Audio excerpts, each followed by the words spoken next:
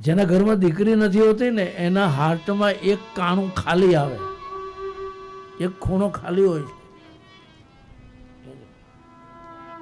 बेटी को विदा करते समय क्या बीतती है साहब.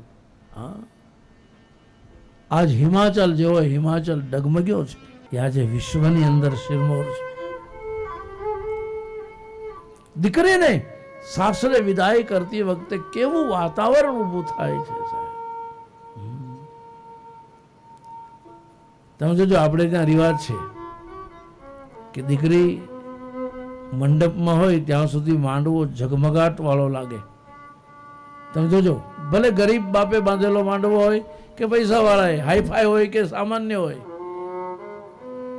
પણ મારા દેશમાં આજે પણ આ સત દેખાય છે સાહેબ.